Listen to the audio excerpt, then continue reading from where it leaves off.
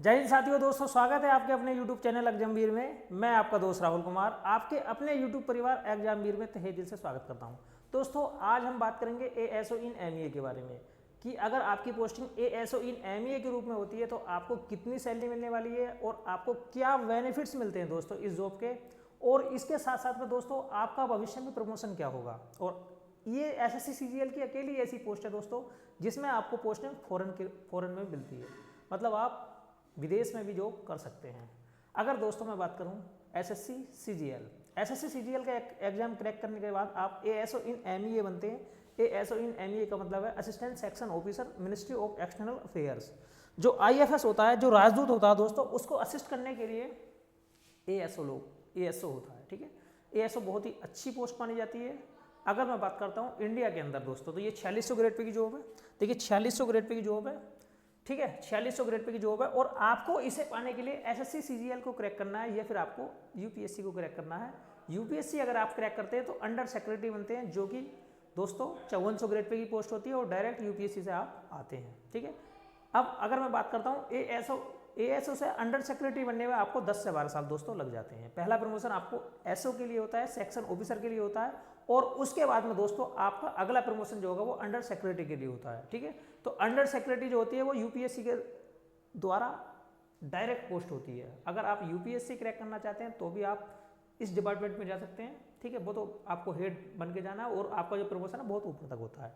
लेकिन अगर आप ASO बनते हैं तो भी दोस्तों आप अंडर सेक्रेटरी बन सकते हैं 12 से 13 साल के अंदर अंदर। ठीक है, तो आपको कौन सा एग्जाम क्रैक करना है? सबसे पहले आपको SSC CGL का एग्जाम क्रैक करना है अगर आप ASO की पोस्ट लेना चाहते हैं तो। ASO अनेक डिपार्टमेंट में होते हैं, लेकिन आज मैं ओनली बात करूँगा MEA, ministry of external affairs, राजदूत, जो IR इंटरनेशनल रिलेशन होते हैं उन्हें बनाए रखने के लिए और उनमें बहुत सारी बातों को देख रेख करने के लिए बहुत सारे लोग होते हैं और उनका एक ये हिस्सा होता है। मतलब आप पूरी कंट्री को रिप्रेजेंट करने का काम दोस्तों करते हैं। ठीक है भाई, देखिए आपको CGL का एग्जाम क्रैक करना है। CGL का जो एग्जाम है वो प्री और मेंस के रूप में होता है। अगर मैं प्री की बात करूं तो दोस्तों आपको यहाँ पर math, English, reasoning, GS 4 portion देखने के लिए मिलते हैं, जिसमें 25-25 क्वेश्चन आते हैं और आपका 200 नंबर का एग्जाम होता है। प्री एग्जाम 200 नंबर का होता है। ठीक है दोस्तों, और इसके लिए कोई स्पेशल अलग से कट ऑफ नहीं लगती है। आप अगर SSC CGL में सेलेक्ट होते हैं, मतलब आप शॉर्टलिस्ट होते हैं मेंस के लिए, तो आप कोई सी भी पोस्ट पा सकते हैं। आपको JSO और AAO के लिए अलग से मेरिट पास करना पड़ता है।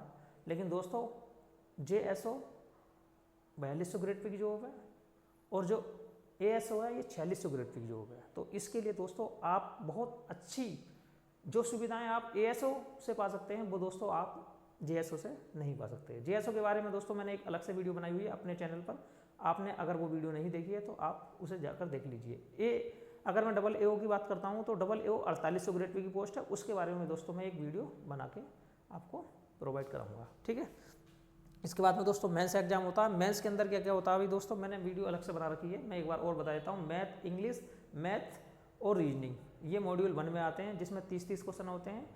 90-90 180 नंबर मैथ रीजनिंग में होते हैं। उसके बाद में दूसरा मॉड्यूल होता है, उसमें इंग्लिश और GS आती है, जिसमें इंग्लिश में 45 क्वेश्चन और GS में दोस्तों 25 क्वेश्चन होते हैं। कुल मिलाकर 70 क्वेश्चन होते हैं। 70 या 130, 210 ये होते हैं। ठीक है, 390 नंबर का आपका मेंस होता है, 390 नंबर का मेंस होता है और इसी में से दोस्तों आपको मेरिट लगती है, आपको रैंक लानी है। लेकिन दोस्तों इसके साथ साथ में आपको एक कंप्यूटर का एग्जाम और टाइपिंग टेस्ट और पास करना पड़ता है। कंप्यूटर के अंदर आपको इसके लिए अलग से कट ऑफ लगती है। मैं जो पिछले साल की कट ऑफ लगी थी वो भी दोस्तों आपको बताऊंगा, जो कि 30 नंबर तक होती है। ठीक है, कुछ पोस्टें ऐसी हैं SSC CGL के अंदर जिसमें आपको कंप्यूटर के लिए अलग से बहुत अच्छा स्कोर लाना है। ठीक है, और टाइपिंग की अगर मैं बात करूँ तो 20, 25, 30 इतने % आपको एरर माफ होती हैं अगर आपको अच्छी पोस्ट चाहिए तो। ठीक है, देखिए दोस्तों आप अच्छी रैंक लाने के बाद में ASO इन MEA बन गए। अब बात कर लेते हैं सैलरी की। इंडिया के अंदर आपकी सैलरी कितनी मिलेगी और आपको कितने घंटे काम करना पड़ेगा। 9 से लेकर 5:30 बजे तक ये जॉब रहती है आपको। देखिए 9 से लेकर 5:30 बजे तक आपको ये जॉब देखने के लिए मिलती है। ठीक है, 8.5 घंटे की जॉब रहती है। ठीक है, आपकी जो पोस्टिंग है वो विदेश मंत्रालय में होती है, दिल्ली के अंदर। आप दिल्ली के अंदर जॉब करना चाहते हैं वो भी ठीक है, और आप अगर विदेश में जाना चाहते हैं तो आपको दोस्तों कुछ समय जॉब करने के बाद में ऑफर मिलता है फॉरेन का। ठीक है, आप एक्सेप्ट करना चाहते हैं तो एक्सेप्ट कर सकते हैं, और अगर आप चाहते हैं कि मुझे डेस्क जॉब करनी है तो आप देश के अंदर भी डेस्क जॉब के रूप में अपनी लाइफ को अच्छी तरीके से एंजॉय कर सकते हैं। ठीक है, और देखिए क्या क्या सुविधाएं मिलती हैं। जो सेंट्रल एम्प्लॉय को सुविधाएं मिलती हैं, बहुत सारी सुविधाएं मिलती हैं, लेकिन कुछ सुविधाएं आपको एक्स्ट्रा मिलती हैं, जैसे CTS ये तो मिलती हैं सबको, LTC मिलता है, ठीक है, इसके बाद में TA मिलता है, बोनस मिलता है, ये सारी सुविधाएं मिलती हैं। लेकिन और जो एक्स्ट्रा सुविधाएं हैं, ठीक है, वो देखिए ये है दोस्तों, आपकी अगर पोस्टिंग फॉरेन में होती है तो आपको मिनिमम 5 लाख तो मिलने हैं, और जो आपकी सैलरी होती है उस पर कोई टैक्स नहीं लगता है अगर आप फॉरेन के अंदर हैं तो। ठीक है, और अगर दोस्तों मैं बात करता हूँ आपके बच्चों के लिए, देखिए आप अपने बच्चों को अगर इस पोस्ट में है तो आप विदेश में है तो कहीं भी पढ़ा सकते हैं, आपका सारा का सारा खर्च केंद्र सरकार देती है। आपको अपने बच्चों के ऊपर 1 रुपया भी दोस्तों खर्च करने की जरूरत नहीं है, और मेडिकल की फैसिलिटी भी आपको सेंट्रल गवर्नमेंट देती है। अगर आप विदेश के अंदर है तो आप समझ लीजिए हो कि जो सबसे टॉप मोस्ट सुविधा होगी वो आपको मिलेगी, क्योंकि वहाँ आप पूरी कंट्री को रिप्रेजेंट करने का काम कर रहे हैं। आप जिस स्कूल में चाहें उस स्कूल में दोस्तों अपने बच्चों को पढ़ा सकते हैं, जहाँ से आप अपनी मेडिकल सुविधा लेना चाहते हैं वहाँ से आप मेडिकल सुविधा दोस्तों ले सकते हैं। ये एक्स्ट्रा बेनिफिट है जो हमें दोस्तों को देखने के लिए नहीं मिलता है। आप देखिए विदेश के अंदर अगर आप पोस्टिंग लेते हैं तो आपको शुरू में ऐसे देश दिए जाते हैं जो कि थोड़े से पिछड़े देश होते हैं, उसके बाद में दोस्तों कुछ समय के बाद में आपको अच्छे देश दिए जाते हैं, मीडियम वाले, और उसके बाद में जो सबसे हाई वाली जो पोस्टिंग होती है वो आपको अच्छी खासी कंट्री के अंदर देखने के लिए मिलती है, USA, कनाडा, सिंगापुर।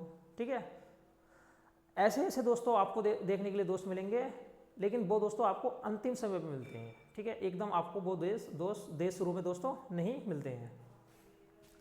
अब देखिए अगर मैं प्रमोशन की बात करूँ तो प्रमोशन कैसा होता है, आप सबसे पहले ASO बनते हैं, डिपार्टमेंटल एग्जाम पास करने के बाद सेक्शन ऑफिसर बनते हैं। यहाँ पर आपको बहुत अच्छी वाली रुतबा मिल जाता है, आपको गाड़ी मिल जाती है। ठीक है, आपकी जो गाड़ी है वो अच्छी, बहुत सारी जगह दोस्तों चेकिंग भी नहीं होती है आपको इतनी पावर दोस्तों मिल जाती है, क्योंकि आप पूरे भारत सरकार को रिप्रेजेंट करने का काम दोस्तों करते हैं। उसके बाद में आप जो UPSC से पोस्ट आती है अंडर सेक्रेटरी IFS वाली पोस्ट, वो मिलती है। ठीक है, तो मतलब 12 से 13 साल बाद आप अंडर सेक्रेटरी बन सकते हैं, उसके बाद डिप्टी सेक्रेटरी, और उसके बाद में दोस्तों डायरेक्टर की पोस्ट आप पा सकते हैं। ठीक है, अब आगे देख लीजिए दोस्तों, देखिए आपको मैंने बताया भाई 2 बच्चे आपके कहीं भी पढ़ सकते हैं, ये सुविधा है। ठीक है, फ्री आपको ट्रीटमेंट मिलेगा। और देखिए अगर आपने इस पोस्ट पे हैं तो आपके बच्चे ने अगर एग्ज़ाम दे रखा है IIT वाला, तो आपके बच्चे को, ठीक है, NIT के अंदर सिर्फ एग्ज़ाम दे रखा है तभी भी आपको बच्चों को एडमिशन मिल सकता है। ज़रूरी नहीं है कि उसका नंबर आए नहीं आए, ये सुविधा दोस्तों यहाँ मिलती है। ठीक है, तो ये बहुत सारी सुविधाएं आपको देने का काम करता है।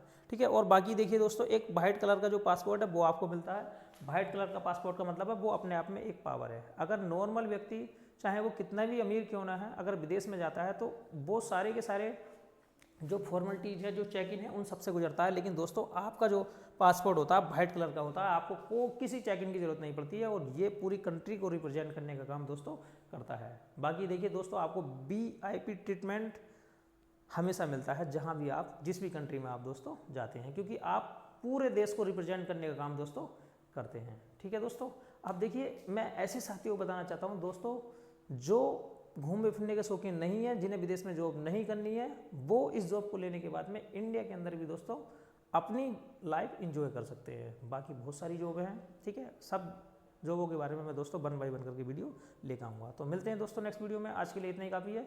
जय हिंद, जय भारत।